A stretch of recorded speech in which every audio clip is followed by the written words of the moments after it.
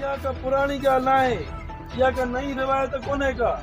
हमेशह इहो थियो आहे जो असां सिंध जो अवाम हमेशह पंहिंजा हक़ रोडनि ते बीही करे घुरिया आहिनि, छो जो हिते अंधनि बोड़नि ऐं गूंगनि जी हुकूमत आहे। हिते सिर्फ़ु पेट पालियो पार्टी जी हुकूमत आहे, जिन हमेशह तरजीह पंहिंजे मफ़ादनि खे ॾिनी आहे। कॾहिं बि असेंबली में हिननि अहिड़ो बिल पास न करायो आहे त कंहिं मासूम खे हक़ मिली सघे। जॾहिं तॾहिं हिननि जे मथां नेब जा केस थिया आहिनि, हिननि खे कंहिं कोर्टनि छिकरायो आहे त हिननि कानून फेर फार करे पंहिंजो पाण खे बचायो आहे। ऐं हाणे बि तव्हां ॾिठो हूंदो, मुसलसल जॾहिं खां इहा निगरान हुकूमत आई त अफ़सोस जी ॻाल्हि आहे, बेहद अफ़सोस जी ॻाल्हि आहे त सिंध मां 100% कामयाबी हासिल करण खां पोइ बि हिननि असांजे नुमाइंदनि खे सिंध जे ग़रीब माण्हुनि जो कोई एहसासु कोन्हे कयो।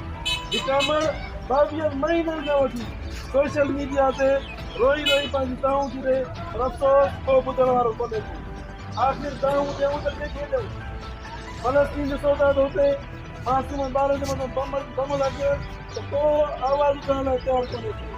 पर घटि में घटि जिते सिंध में असां सां ज़ुल्म थो थिए, उहे नुमाइंदा जेके असां खां वोट वठी वाइदो कंदा आहिनि त तव्हांजे